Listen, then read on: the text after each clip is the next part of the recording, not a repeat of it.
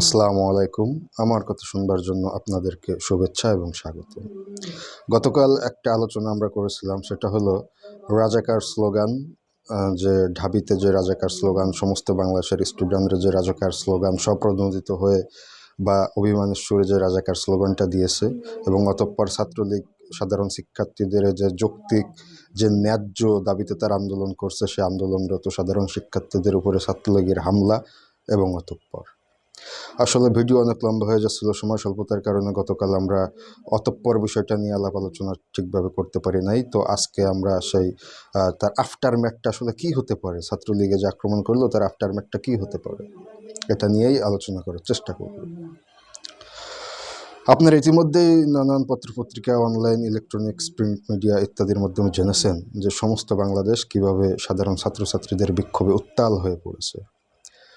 এবং শুধু উত্তাল হয়ে পড়েছে বিষয়টা এমন না, বিষয়টা হয়েছে খুব সিগনিফিকেন্ট। যে বিষয়টা সেটা হলো ঢাকা ইউনিভার্সিটি, রোকেয়া হল, ইডেন কলেজের রোকেয়া হল, ঢাকা ইউনিভার্সিটি ইত্যাদি ইত্যাদি সমস্ত জায়গা থেকেই আসলে ছাত্রলীগকে মেরে বিতাড়িত করা হচ্ছে।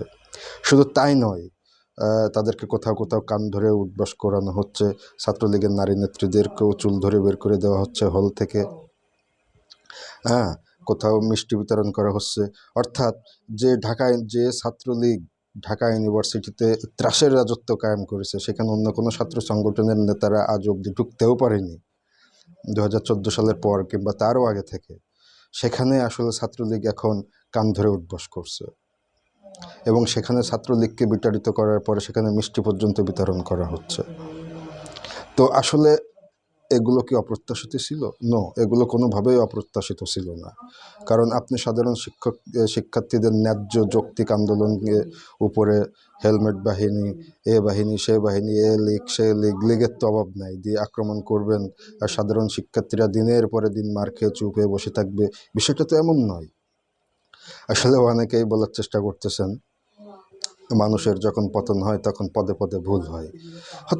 হতে পারে বিষয়টা তেমন কিছু। তবে একটা কথা বলতে চাই, এই শিক্ষার্থীরা কিন্তু কখনো বলে না যে আমরা এই সরকারকে পদত্যাগ করার দাবি জানাচ্ছি বা সরকারকে এক্ষণে পদত্যাগ করতে হবে। তারা বলতে চেয়েছে সেটা হলো কোটা সংস্কার করতে হবে। এই যে 30% মুক্তিযোদ্ধা কোটা, মূলত এটা নিয়েই সমস্যা, এটা সবাই আমরা জানি। সরকার পক্ষ অনড় যে মুক্তিযোদ্ধাদের সম্মানে এ কোটা এটা চালু থাকাই লাগবে, এখানে কোনো সংযোজন বিয়োজন করা সম্ভব নাই। কিন্তু আসলে বাস্তবতা কি? বাস্তবতা দেখা যাচ্ছে যে 60,000 ভুয়া মুক্তিযোদ্ধা, যারা ভুয়া মুক্তিযোদ্ধার জাল সনদ তৈরি করেছেন এবং তারা অফিসিয়ালি গেজেটেড হয়েছেন। হিয়ার ইজ এ ডকুমেন্ট, জেলা প্রশাসক মহোদয়, বীর মুক্তিযোদ্ধা, হিয়ার ইজ এ ডকুমেন্ট।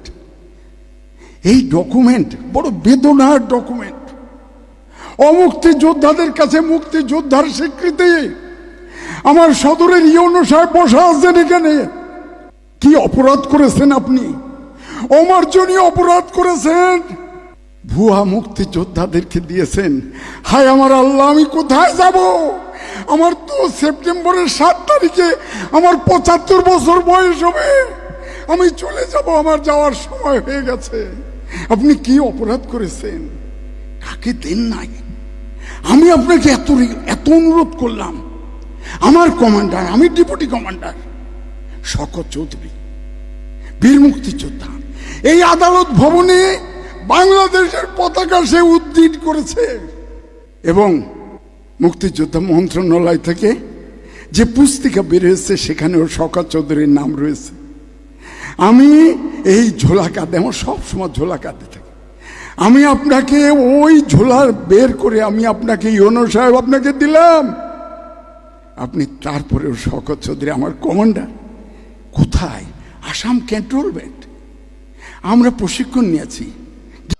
তো তাদের যে সন্তানরা আছে, নাতিপুতিরা আছে, তো তারাই তো এই সুযোগটা নিবে। তাহলে সাধারণ শিক্ষার্থীরা কোথায় যাবে? 60,000 ভুয়া মুক্তিযোদ্ধার সন্তান, তাদের নাতিপুতি, তারাই যদি এই 30% জায়গাটা দখল করে বসে থাকে, অন্য যে কোটাগুলো আছে, নারী কোটা, আদিবাসী কোটা, প্রতিবন্ধী কোটা ইত্যাদি ইত্যাদি, তারা তো সেখানে অ্যাজ ইউজুয়াল থাকবেই। তাহলে কেন এই যে 30% মুক্তিযোদ্ধা কোটা? আপনি যেহেতু ভুয়া যেহেতু আপনি ভুয়া মুক্তিযোদ্ধা এটা আইডেন্টিফাই করতে পারছেন না, আপনি গণহারে সবাইকে মুক্তিযোদ্ধা দিয়ে দিচ্ছেন সার্টিফিকেটটা, আবার তাদের জন্য স্পেশালি কোটাও বরাদ্দ করে রাখছেন, তাহলে সাধারণ শিক্ষার্থীরা আসলে যাবে কোথায়? তো আসলে এটা একটা ন্যায্য দাবি, একটা যৌক্তিক দাবি কোটা সংস্কার আন্দোলনটা। এবং ছাত্রলীগ যে অহেতুক হেলমেট লীগ, এ লীগ, সে লীগ, আসলে লীগের তো অভাব নাই, বারবারই বলি, তাদের তো আসলে টোকাই লীগ, এ লীগ, সে লীগ, লীগের কোনো অভাব নাই। তো তারা যে ন্যায্য দাবিতে আন্দোলনরত শিক্ষার্থীদের, নারী শিক্ষার্থী, পুরুষ শিক্ষার্থী সবার উপরে, ছেলে শিক্ষার্থী, মেয়ে শিক্ষার্থী সবার উপরেই বর্বরচিত হামলাগুলো করলো, আমরা ইতিমধ্যেই দেখেছি। তো তার ফলাফলটা আসলে কী হলো? এর ফলাফলটা দেখা গেল যে দণ্ড প্রতাপের সাথে যে ছাত্রলীগ এতদিন ক্যাম্পাসগুলোতে রাজত্ব করেছে, এখন সেই ক্যাম্পাস থেকে তাদেরকে মেরে, কাউকে কান ধরিয়ে উঠবস করে, কাউকে চুল ধরিয়ে টেনে বের করে এবং সেখানে মিষ্টি বিতরণ করা হচ্ছে। তো আসলে আসলে কি আর বলবো, বিষয়টা হয়েছে রাজনৈতিক দূরদৃশ্যতার অভাব। হয়তোবা উপর মহল থেকে হতাশ হয়েও কাজটা করতে পারে যে যাও সাধারণ শিক্ষার্থীদের উপরে অ্যাটাক করো, তারা কেন আমাদের রাজনীতির যে মূল মন্ত্র, যে মূল দর্শন, সে দর্শনে কেন তারা আঘাত করছে, কেন তারা মুক্তিযোদ্ধা কোটার সংস্কার চাইছে। কিন্তু আসলে এখানে আসলে ইগোটিক হওয়ার কোনো সুযোগ নাই, কারণ এখানে ভুয়া মুক্তিযোদ্ধা তাদের সন্তান নাতিপুতিরাই তো এই 30% মুক্তিযোদ্ধা কোটাটা দখল করে বসে থাকতেছে। এবং এই যে আবু সাইদ নামে একজন, যাকে গুলি করে মেরে ফেলা হলো প্রকাশ্যে, হ্যাঁ, তো আসলে তার যে আহাজারি এবং তার যে রক্তের যে একটা স্পৃহা, তার যে রক্ত কখনো আসলে ঘুমায় না, রক্ত বরাবরই জেগে থাকে প্রতিশোধ নিতে। তো আজকে পুলিশ লীগ, ছাত্রলীগ, এ লীগ, সে লীগ, আসলে তারা এই হামলার, বর্বরচিত হামলার জবাব পাচ্ছে এবং পাবে। তো সর্বশেষ আবু সাইদের রুহুর আত্মার মাগফিরাত কামনা করি, এবং এই আন্দোলন চলমান থাকবে এবং ইনশাল্লাহ এর একটা যৌক্তিক পরিণতি আসবে। এবং ছাত্রদের, সাধারণ শিক্ষার্থীদের সবথেকে বেটার হবে তারা যতই বিভিন্ন বিশ্ববিদ্যালয় প্রশাসন, আমরা ইতিমধ্যে দেখছি যে তারা শিক্ষাঙ্গন বন্ধ ঘোষণা করছে, হলগুলো ছাড়তে নির্দেশ দিচ্ছে ইমিডিয়েটলি। কিন্তু আসলে এখানে হল ছাড়া মানেই হলো আসলে একটা পরাজয়, এটা হলো একটা কূটকৌশল। তো এটাও সাধারণ শিক্ষার্থী, আশা করি তারা যথেষ্ট বুদ্ধিমান, জ্ঞানী, তারা অনেক সাইন্টিফিক, তারা আসলে বিষয়গুলো অনুধাবন করবেন, তারা কোনো মতেই হল ছাড়বেন না, এবং এই আন্দোলনের একটা ফল না আসা পর্যন্ত, যৌক্তিক ফল না আসা পর্যন্ত তারা এই আন্দোলনটা চালিয়ে যাবেন। ধন্যবাদ সবাইকে।